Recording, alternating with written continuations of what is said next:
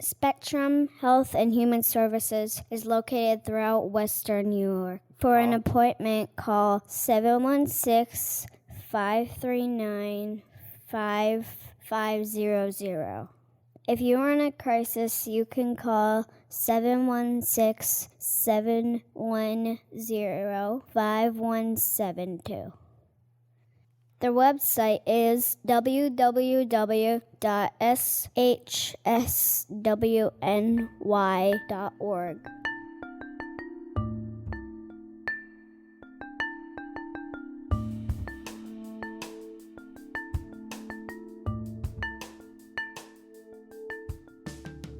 What's up, people? This is Sean Cudahy, the host of Room 9 Podcast, and I am going to introduce to you very, very quickly the 5th installment of the collaboration episodes of Spectrum Health and Human Services. And this is a very cool episode because I just sat down with the CEO and the associate CEO of Spectrum Health and Human Services and just had an awesome conversation with them. And this is just an opportunity for you to get to know their personalities, how they got to where they're at, why they got to where they're at, and just the things that are happening and what their vision is for the future. So I really hope you enjoy this episode. As always, you can check this out at room9podcast.com, and you can also sign up for our newsletter and get on over to Spectrum's website as well and check out what they got going on. There's a lot of services that they are providing that are benefiting the community and beyond. They're in like 7 different counties, as you'll find out listening to this episode, giving their services to people. So please do that. And as always, thank you for listening. Remember, Room 9 has video stuff coming up very, very soon, and I'm excited to start exploring the world of video and reaching people in that manner, because I think it's something that is really, really missing from the things that we use as catalysts to try to help, encourage, and love people. And so I'm super excited to really get in depth with that. And if you want to stay in touch with all that and see when the videos and vlogs and everything else is coming out, please get to room9podcast.com, fill out a contact form. You can stay in touch.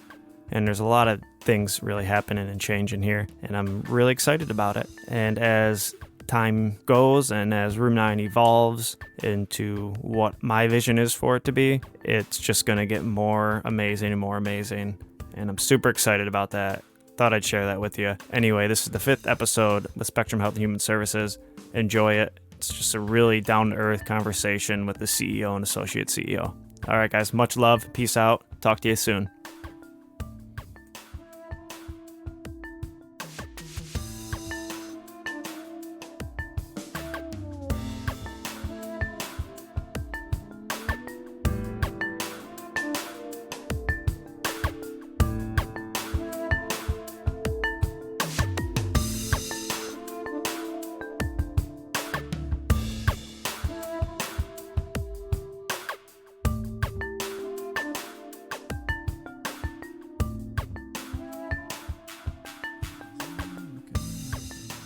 Recording, and we are good to go.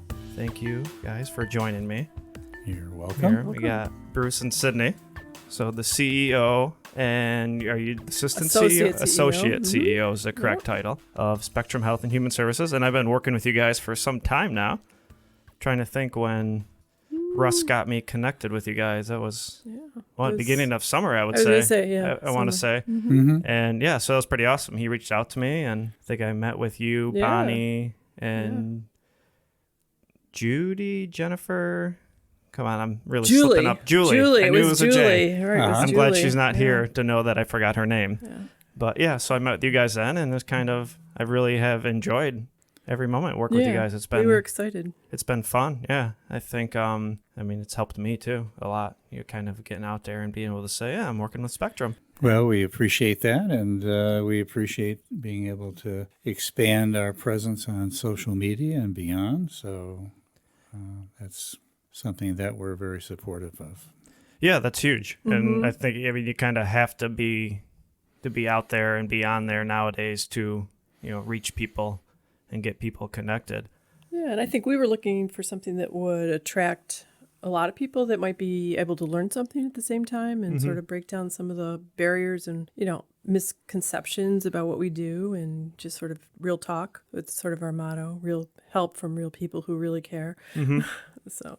And that's what it's all about. I mean, for me, getting into all this kind of, the podcast and everything was really to provide like an authentic, genuine space for people to be at, for people to come to, people to listen, people to, meet and introduce. And that's why I brought up to Bonnie. I should sit down with you two because, you guys are the faces of the company. And I think it's important for people to kind of get to know you and your personalities. And that's why I kind of, when I say, no preparation, we're just kind of winging it. Well, you guys are more or less winging it, not so much me. You've been practicing. That's I right. feel like that brings up, the authenticity and the genuinity in people. And I like kind of rolling into it. One of the greatest compliments I've gotten that I've loved is somebody said, "I really enjoy your show.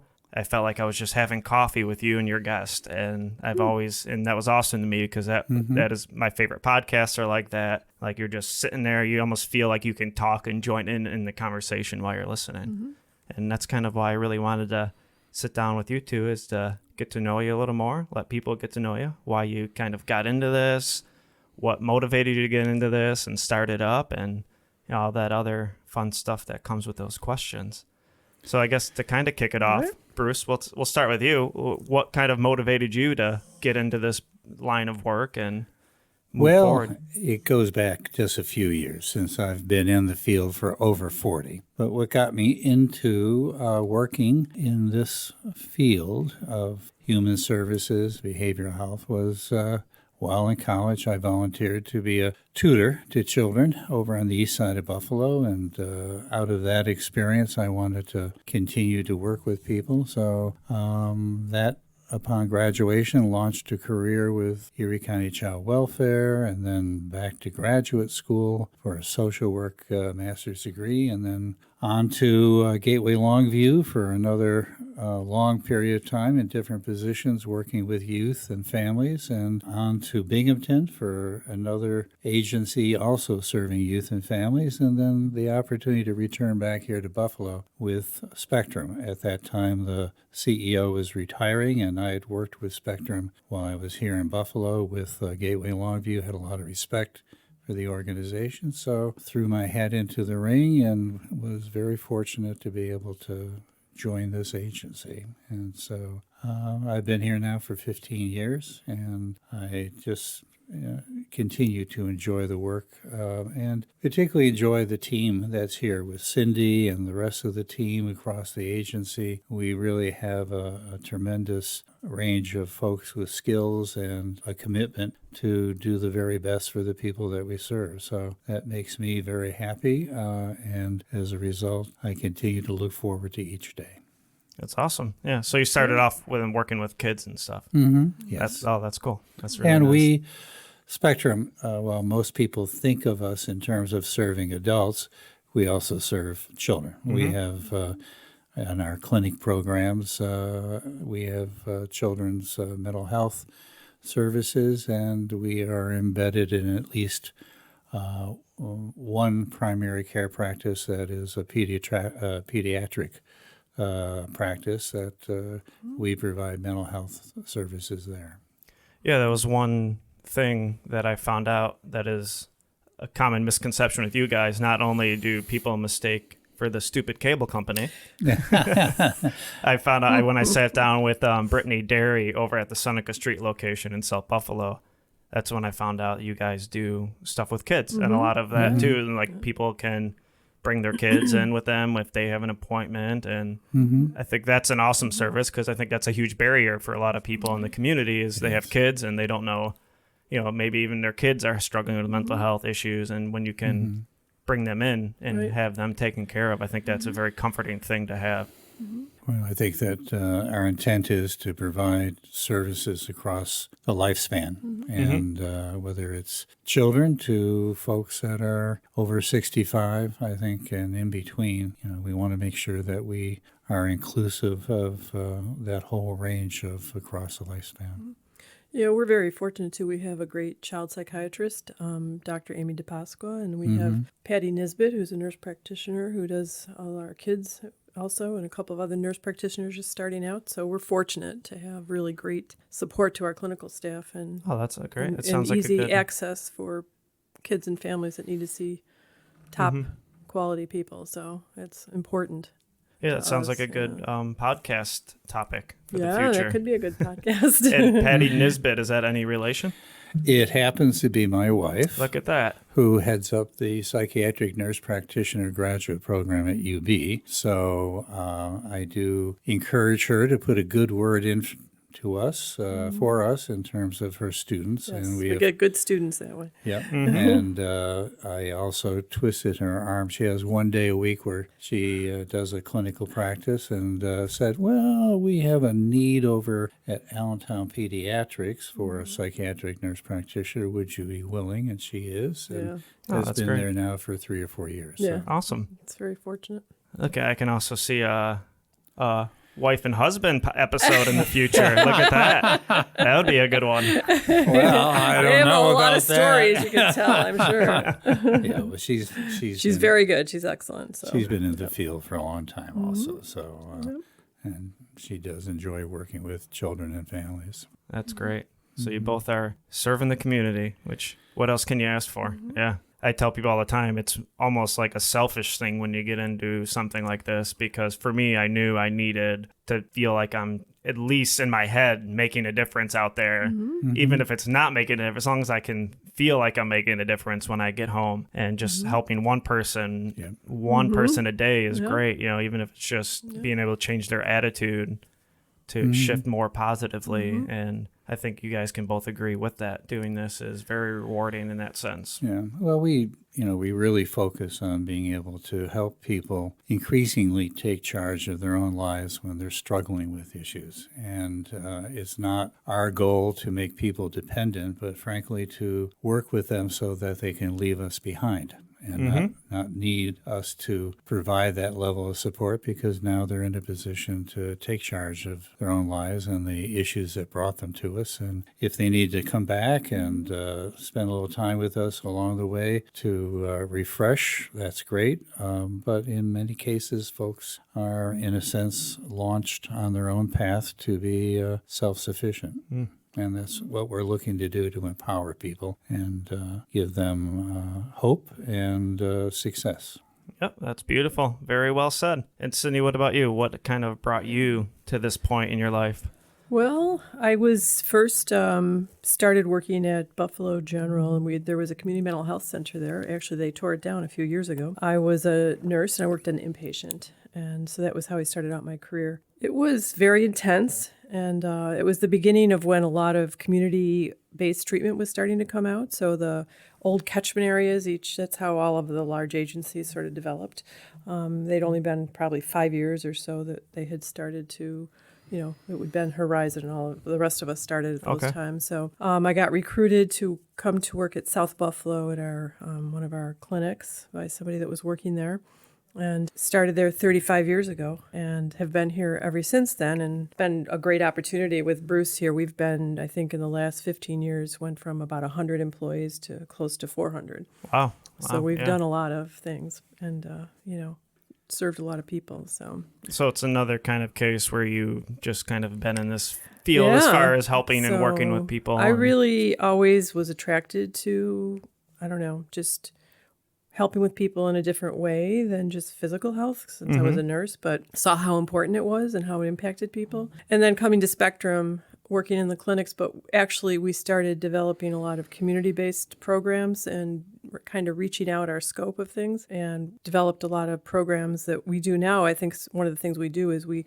really work with a lot of people who have a lot of challenges, and that might be the last kind of attempt, reentry, people coming out of prison, people, homeless, individuals that have had difficulty getting the help they need. And we have a great staff that's what they like to do, and they want to help people. And so I think we've been fortunate to be able to build a lot of those programs and see them be successful, and then build more. And, I think it's been a great opportunity to do that. So I think I've always seen how the behavioral health piece and how your mental health affects everything in your life. I guess the rewarding thing for us is that in the last few years, we've seen where there's a lot more recognition of that from the physical health and, the rest of the community in terms of the importance that having good mental health. And when I talk about that, I mean that as well as substance use issues. Yeah. Having that is really critical to your quality of your life. So Absolutely is. Yeah. So you decided to get from the physiological realm to the psychological realm, which is a million times more challenging. At least I personally feel anyway. Yeah, well, Cindy's been a key person in the development of Spectrum's programs. Her creativity and can-do attitude and skill sets have just been remarkable in terms of her impact. And, it goes beyond Cindy. We have a really very, very fine team of staff who are in leadership positions. And my philosophy has always been to surround myself with people that are more expert in their respective areas than I am. So from the perspective of Cindy and her program development and implementation skills to human resources with our senior VP to our senior VP for IT and others that are in that circle, it is that team that really collectively ends up making the difference in terms of quality of programs, the scope of programs, our ability to really be the agency that we really want to be. We talk about the fact that if you have a cherished loved one who needs a service like what Spectrum provides, but there are others in the community, we want our staff to always think in terms of having Spectrum be their first choice.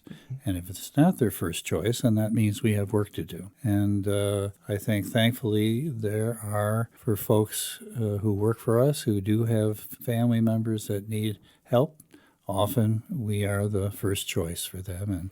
And that's something that's really an affirmation of just how much people care and how well people work together. Yeah.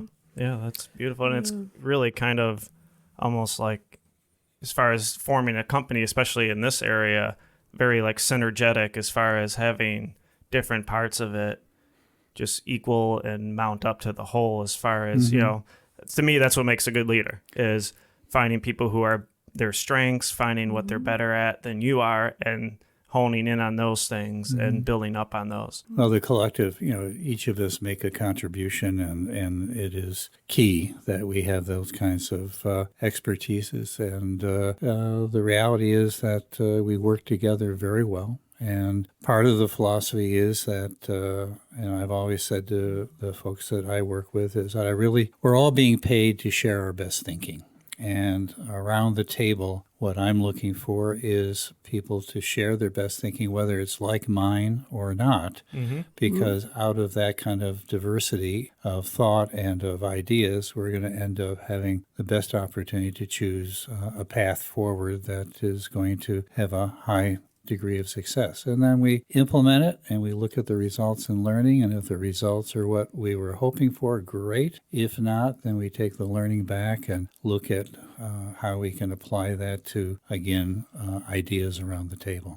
I think that you just have to create a safe environment for people to feel that they can speak up and, and say it. The only way you're going to have any difficulty in this environment is if you don't share your best thinking. It's not that you do, and it's different, but rather you're not sharing it. And people really, I think, respond to that because they want to be heard. They want to be able to make a contribution and recognize that out of that diversity of ideas and perspectives and experience and skills, we can come up with the best ways forward.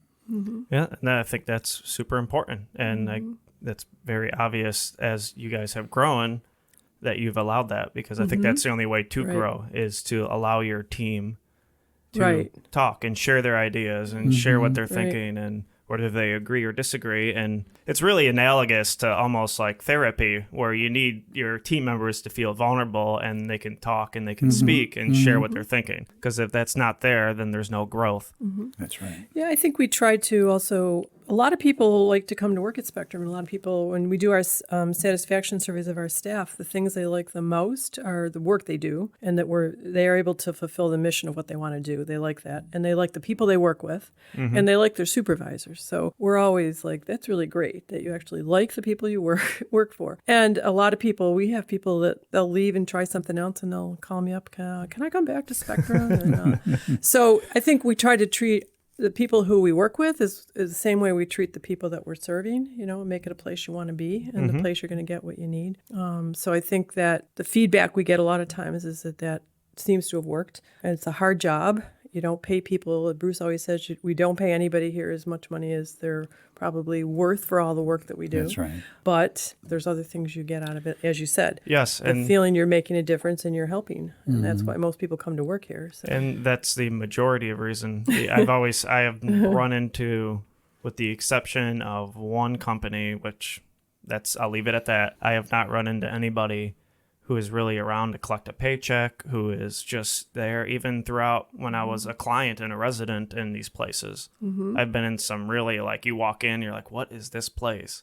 But the people there are what made it. And even the ATCs and, throughout New York State that I've been involved with, I have just ran into genuinely authentic, I want to help you people. Well, and that is really the key to engaging people, whether it's engaging them as a staff member or engaging them in terms of being a client to provide services. And I think that we are very committed to the values of the organization. In fact, in every room, we have the values on the wall.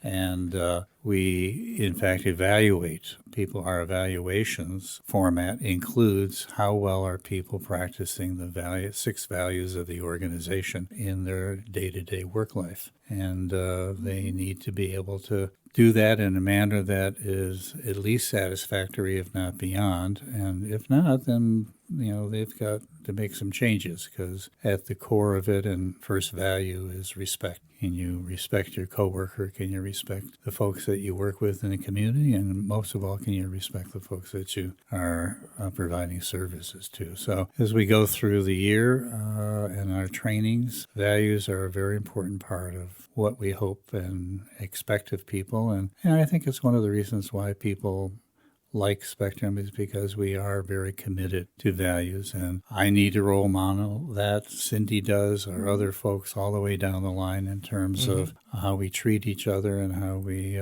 work together. Yeah, and I think, go ahead, Cindy. But I think one of the other things that I think organizationally over the last 20 years, we started out embracing offering and hiring individuals who have struggled with addiction and mental health issues and bringing them on as employees. Some people are in peer positions because that's what they want to do. Some people have either moved into other more professional, so to say, positions, that by a title of the job. And others, just happen to have, like a lot of people, had experiences getting care or help. But in terms of people with serious mental illness or addiction who've gotten better and then come to work for us, I think really helped change our culture in a lot of ways. When you're working next to people and you see what they are doing and what they're going through, you can really, it changes how you treat people and your amount of respect and stuff. So we have a lot of individuals that work for us that would identify themselves We're at as one people. point as being helped by you guys. Okay. Or others, by others. By other companies. And they're, and they're comfortable enough in the environment to share that, because it's up to them as to whether they wish to share that. And I think that, again, it speaks to the folks that they work with that in most cases they're comfortable to do that. And I say that it's important because of, I think, the stigma that we've been faced with over the years in terms of what the stigma people face from having, mental health issues or, having serious addiction issues, that you couldn't really talk about it, or you didn't really want people to know, or there was something wrong with you. So I think, when you see people get better and then they can come and tell their story, we've seen that to be really beneficial to the organization as well as to everybody that we serve. So, yeah, I mean, you're bringing in experience, and there's nothing better than experience. Yeah, that's extremely important. And I think that we were oriented to looking to identify folks that might have serious mental health issues as simply a health issue, or addictions, again, a health issue, chronic disease, any more than much like diabetes. If we're talking about treating, whether it's mental health or anything else, it is a health issue. And so that's where we come from. Yeah, and that stigma it's one of the few areas in the the health world itself that you are your symptom almost, that people identify you as your symptom. And that's super important. I think that's one of the biggest need for changes right now is the language we use. Well, it's interesting you would say that, because we have a language rule in our organization. You don't call somebody, a schizophrenic. You call this individual has schizophrenia. Right. You don't say, oh, that addict. You say this person has addiction issue. You know what I mean? So we're very aware of the language we use, because I think it's very important. It's extremely important. Yeah. I mean, language itself, I went through a phase even before my addiction being, fascinated with language and how, I heard this one, he's an ethnobotanist, and he talked about the world being made of language and how what we say creates reality almost. And it's such a limiting thing, but it's also such a very powerful thing. And to just say, I mean, I had to change in myself how I talk to myself. That was one of my first steps. Like if I knock something over and being like, Sean, you idiot. If you say something enough, you're going to start believing it. Your ego starts identifying with it, whether it's negative or positive. Right. And it's so important. If somebody who's walking around thinking that they're a failure, and then you say something that relates them to failure, identifies them as failure, that's going to just Very send powerful. them. It is such a simple word, such a simple Language thing. is powerful. It is. Yeah.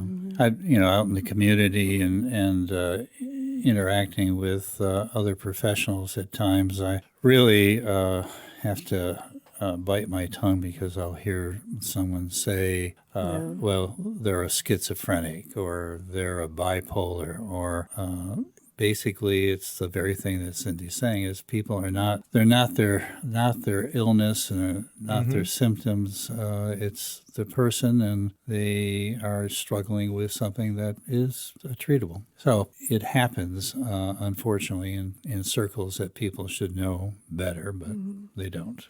It does, yeah. I did an episode with a gentleman by the name of Keith Greer, and he was actually instructor in my recovery coach peer advocacy classes that I took back in the beginning of summer. And he's huge. He goes to a lot of professional development and speaks to a lot of professionals. And he just said, it's crazy some of the language these professionals are still using, and not even like people who are struggling with the disease themselves. It's people who are treating it are still using this archaic language. And he's really goes out there to really promote and try to get people to really change and be aware of the language they're using, because that's extremely, extremely important. And like I've just mentioned a couple minutes ago, it can make or break somebody. Yep.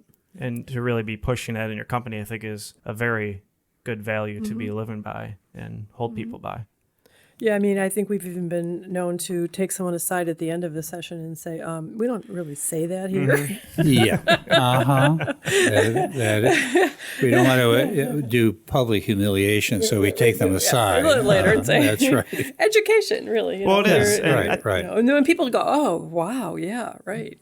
Well, I think that's it. I don't think a majority of people, I don't think, do it to be malicious or harmful. I think they're just not aware of it. And they've heard it expressed that way, and they've picked up on it, and now they express it. And so, and they're not doing it to be hurtful. They're doing it just not realizing what the impact is. So when you do point it out, in many cases, most cases, people make a change. Yeah, most people are, oh, wow, I didn't even think of that. Yeah, right. And usually end up apologizing and changing your ways. I mean, even something, I just read a little article and it kind of opened my mind to the word employee. And in this blog, the person talked about how that's such an old word, kind of saying these people who work under me, who are below me. And, they talked about changing it up to like team member or something that is more related to a team.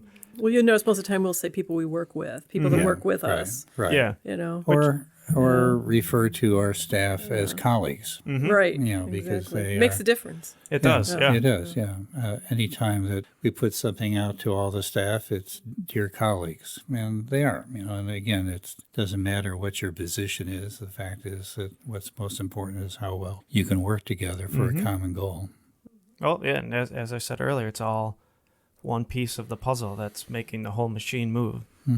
And I always use kitchen analogies because I worked in a kitchen most of my life. But in order to have a great restaurant, you need the hostess to be on top of her game. You need the servers to be on top of the exporter. The kitchen needs to be, everybody needs to be working, the dishwasher. Right. That's right. And one thing gets muffled up, the whole thing gets rusty. And you need to really keep on top of that. Well, that's absolutely true. I mean, in our clinic programs, the first person that an individual meets is the person that's at the front desk, how they respond, and what kind of respect they're offering and support, and so forth. So everyone's efforts are critical to providing services of the quality that we'd want a loved one to be able to have access to.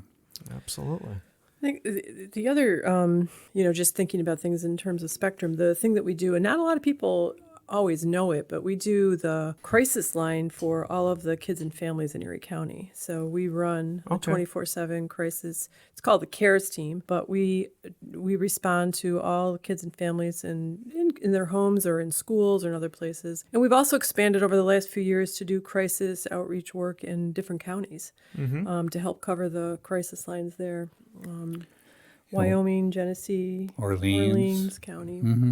Yeah, you guys are spread out pretty far. Crisis work is something I think we've embraced and, kind of have developed. We do a lot of the 24/7 call for some of the other agencies as well. How do you guys now go about doing that as far as like, can somebody be ready to answer the phones while they're at home? Yes, yeah. So when we're not in the office, our CARES team, they're in the office till 10 o'clock at night, but when we're not in the office, we have on-call staff that answer the phone. Okay. And then we have backup teams if they need to go out at nighttime. But we provide that in Erie County, but in our other counties, we have people that we've hired that live in those counties that do that, and we just we organize it, support it, supervise it, and provide all the structure to it. So it's not an easy program to do and implement well, but Cindy's been at the lead of developing that program, and it's done well. And other counties have asked us to come in and provide that service because they have recognized that we do that well here in Erie, and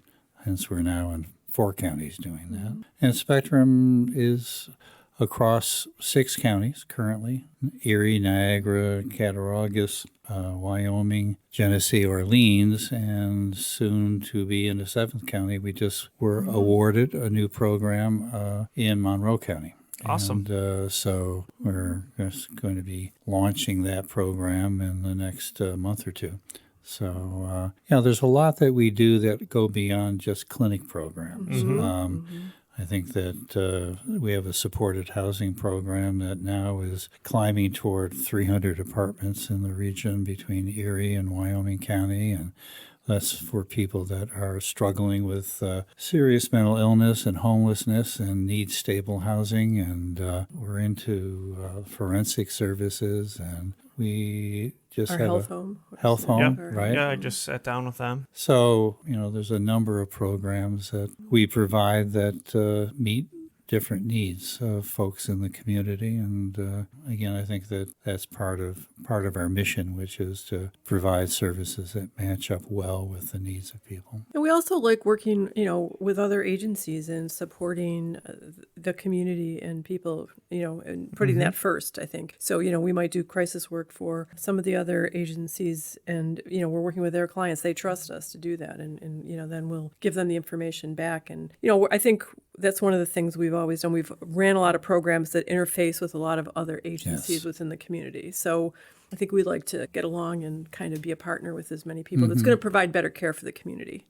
Yeah, and I think that's something that I have been, we kind of discussed it before we sat down and recorded a little bit, that I've been trying to I have a vision somewhere along the line to kind of bring that out to the community, because I don't think enough people know about how much companies are working together as a whole. And, from going from jail to a short term to a long term to all these different places, a lot of people have this, it's all about money kind of concept, and they get stuck in it. They really do. I've just so many people get stuck in it, and I think they feel like you guys can do whatever you want. Like there's not Oasis doesn't exist, and there's no laws or rules that you have to abide by. And they're really, this is a lot of the ways a lot of people think. And that's unfortunate. It is. And I kind of have a vision of really getting that out to the public along with continuous work between companies. I think that's great, because I think people do have a lot of misconceptions about things. A ton. A ton. There's a lot of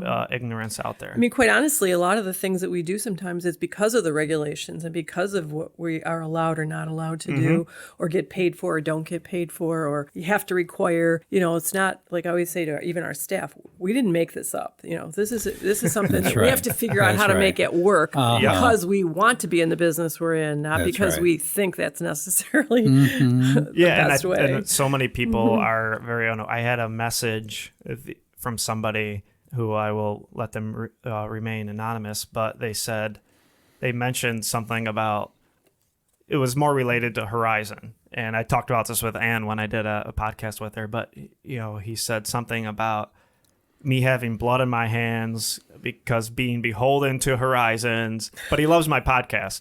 But I have my blood on my hands.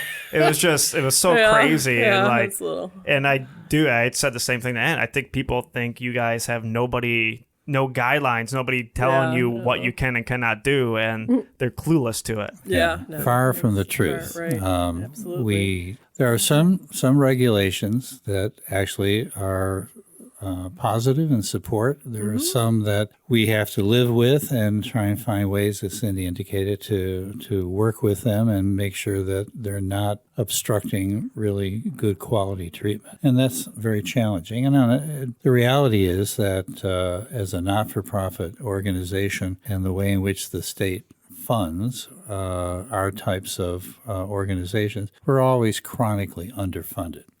Hence, when we were talking earlier about not being able to really pay staff truly what their work is worth, it has to do with the limitations of the funding. What we do promise staff right from day one is we will always do the best for them within the resources of the agency in each and every instance. So that's the commitment that we make, and we work hard to be able to do that. To uphold that. What are some of the barriers you guys find from the state or from Oasis? I guess that kind of is the state that they put in front of you that you have to find workarounds with. And well, I think one of the CCBHC, which you've heard us talk about, the Certified Community Behavioral Health Center, and we're one of the agencies in the state of 13 that were awarded that, and we're in year 3 already. That has been a huge lift to make it to get it to do it. I mean, it was a lot of things we had to put in place quickly. But the reimbursement and what you're allowed to do and get paid for in terms of community visits with people, hiring case managers, hiring peers to work on the team, hiring more nurse practitioners and more nurses to work on our staff, all those things, and getting paid to do them has taken away so many barriers that we had for years. Okay. Because we could not afford to run the clinics. And you'll talk to someone like Ann will say, you can't afford to run the clinic. I mean, because if you get paid, the regular, standard rate they were paying just a clinic, you would go broke, really, The sad part is that somewhere around 30% or more of the outpatient mental health clinics in the state have closed because of the inadequate funding and just could not continue to operate with the huge losses that they were incurring. So as Cindy's saying, having been awarded one of 13 agencies in the state for this Certified Community Behavioral Health Clinic model has been a huge opportunity to do more for people because we're being provided with resources that actually fund these additional resources that Cindy mentioned. Yeah, so we have a community team. So if you have a family member or you have somebody who doesn't come into the clinic and can't come or won't come, because that is the case a lot of times. People get treatment a lot of times because somebody else wants them to, not because they're necessarily seeking it. And, we have a team that includes,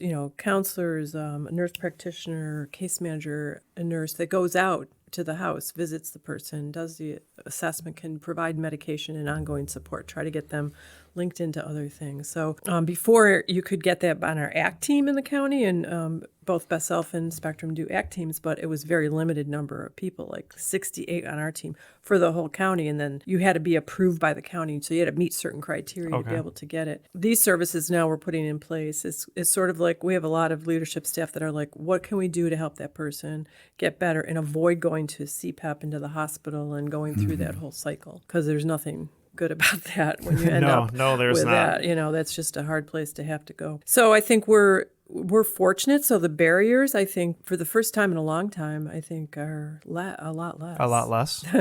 And the outcomes are really, the state is seeing outcomes in terms of people's overall improvement. And just to give an example, the state shared that the certified community behavioral health clinics, the 13, when you measure their clients going to ERs versus the traditional outpatient clinics, the CCBHCs have a 26% lower instance of their clients and our clients going to the emergency room than the traditional clinics. And that has to do with these different innovations that Cindy's talking about, community teams, outreach, 24/7 crisis support for people that are clients. All of that makes a difference in terms of ultimately the overall health of the individual and their dealing with the challenges that they have. So we're excited about that. And I think for the last, 6-7 years when health homes came, then we provided care coordination to a lot more people who could get support in the community. That was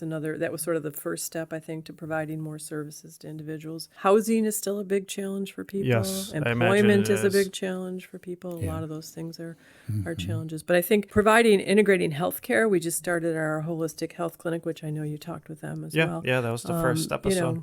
And having screening more for physical health. Actually having a nurse practitioner they're a family nurse practitioner who can actually see people, do assessments and treat them and try to link them. That's a huge problem because a lot of the individuals that have serious behavioral health issues don't often get the care they need for physical health. Yeah. No, that's Which usually... is why they die on average 25 years younger than the rest of us, because they've not had the physical health care and treatment for a lot of different reasons. And us being able to get them connected with primary care, having them get treated if they're being challenged by diabetes or heart disease, to start getting adequate treatment. Not only can it make a difference in the quality of their life, but actually the length of life. We have about 35, at least, nurses that work across the agency. So we do a lot of physical health kind of people stuff. can come in and get their checkups or whatever it is they need. And identify the issues and sort of get them linked to where they go. So I think that's something that CCBHC does pay for now. When we first started it wasn't really paying for, but we knew it was the direction to go to try to do that, because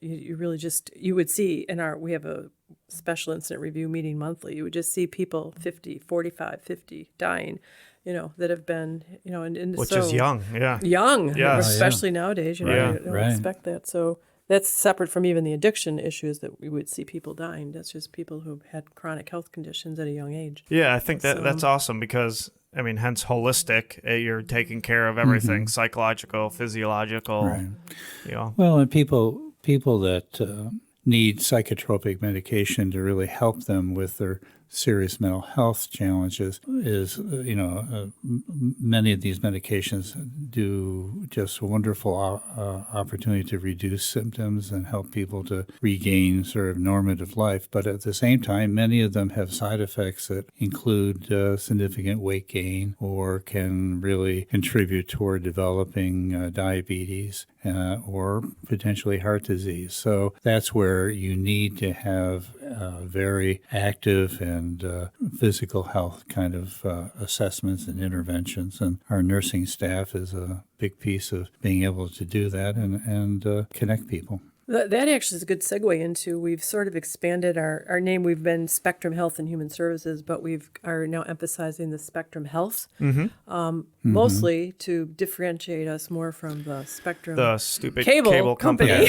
Yeah. which sucks, by the way. Yeah, we were not thrilled about the When they name. came in. That's No. right. Yeah, and we feel like sometimes putting up a big sign, Spectrum Health and Human Services, and underneath it, we're not your local cable company. Yeah. We provide good services, Right. unlike them. Well, we get calls every day. Yeah. Oh my that gosh. are people complaining or that try to drop off their equipment or Yeah, whatever. right. But we yeah. are trying to focus on the health piece so that people are more aware that there's something, and changed our font and logo a little Right. bit. But Well, and we continue to expand, and this is one of the ways in terms of reaching out to the community and making the community aware of what our services are and who we are, and what the opportunities are to get help if they or a family member really need the kind of help that we can provide. yeah, I think one of the things that I know a lot of us have tried in the community is easier access to care. And I think there's still a lot of people that don't have a clue how to get the help you need when somebody's going through something, right? I mean, I have people that will call me up personally and say, how do I get my, No, there is. my,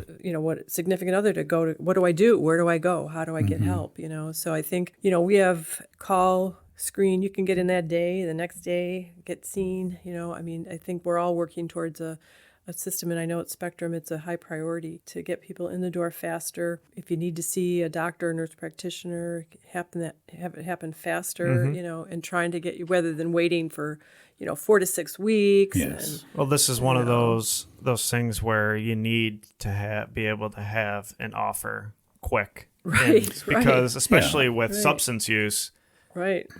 more so with that, I feel like you have time to kind of sit and let things marinate a little bit. You end up like convincing that other voice comes in. You really don't have an issue here. You Right. don't need to get Right. this taken Right. care of. And I think that's extremely important. When people are reaching out and looking for help, typically it's because they're in a crisis and they don't want to hear that, oh, well, we can get you in 4 to 6 weeks to No. see somebody. No, they do not. And as Cindy's saying, we've organized our clinics so that we can provide same day, next day access. And if someone's walking in without an appointment, we can modify what's happening to see them at some point within the next 2 or 3 hours if need be to fit them in. That's great. To kind of to wrap this up, I want to ask you guys this last thing of what do you guys want people to know other than that you're not the cable company? What is like the main thing that you want, the Western New York and all this now 7 counties you guys are servicing,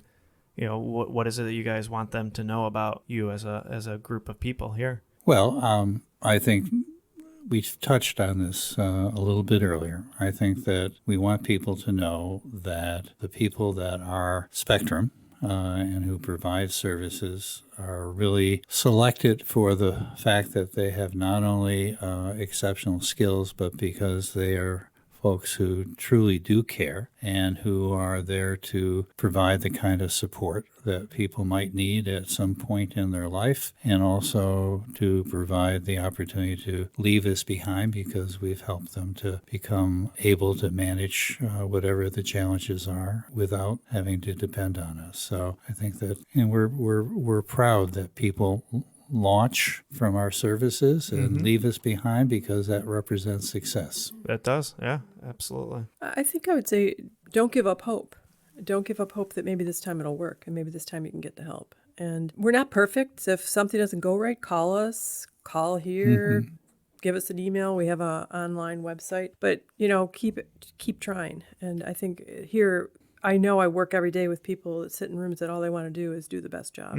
So I don't know. I think sometimes people, if they've had a bad experience or if it didn't work the first time, they might decide not to try again or feel like it's hopeless. But I think one of the things we do give people is hope. Yes. Which is, we You need got to that. have hope. We need that. Yep. If people who don't have hope end up giving Absolutely. up and checking out, and Right. that's extremely important. Yep. I'm fascinated for some reason with different theologies, and Kabbalism is a theology I really kind of was interested in at one point. And I always looked at, rehab in the sense of how you have this tree of life, and then God was at the top. And each time you would try, and if you failed, you would just start over again to get to this next step closer to where God is. And I always looked at rehab like that with relapse and stuff is, besides the God thing, because that's a whole nother topic. If you want to get into that with me, we can have a discussion. But, you try. It's more self-awareness each time. Okay, I become more aware of this. Right. This is where I screwed up. This is what I need to work on. And if you fail again, it doesn't matter if you fail 20 times. Right. What's important is that you keep moving forward and keep finding in yourself what it is that you need to work on. Because to try to change everything you need to change in one run is really unheard of. Right. You and didn't get there impossible. overnight. No. And it's, the important part, as you're saying, is what's the learning that you've gotten from that most recent effort that you didn't feel went as far as you wanted it to do, and how can you apply that learning then to make the next effort more successful in terms of how you measure success? Yeah. And Learning. I think everybody's different. And I think that one of the things that, we try to do is not to be cliche, but person-centered. I mean, what's going to work for that person? And what does that person need? Right. And how do you help them get that? And, like it may not be the right program or the right person. You don't connect with everybody that you meet the first time. But No, we're, and they might we're not very be ready. open to Yeah. switching things up or doing whatever. Right. So. And you have to be, or else you wouldn't be successful in here Right. because each individual is how you attack it in quotes, but how you, reach it and try to work with it is so different because everybody's journey is so different. And mentally, as much as we're kind of alike in this vague sense, we're so different. Yes. But it's great to get the word out because I always say to people, is anybody in this room could stand up and say you don't know somebody who has mental health problems or addiction problems? Yeah, and you're hard pressed to find that. I remember know. a guy in a group I was at. It might have been like a smart recovery meeting or something, but he said, raise your hand if you know anybody who's died in active service in the military. And I think he had one person. There's like 100 of us in there, and everybody would almost raise their hand whether you were affected some way, shape, or form by substance use, by mental health. Right. And I mean, you're hard pressed. And I think, Right. I don't think it's new. I think people are becoming more comfortable to open up and talk about it, Yeah. which is important. Yeah. So, well, thank you very much for sitting down with me. This was All right. awesome. Sure. Thank you for the We opportunity. had over an hour in here, so Wow. it flies by. Yes, it does. Yes, it does. Thanks, Sean. All right. Thank you, Bruce. All Sydney. right. Thank you very much. Take care.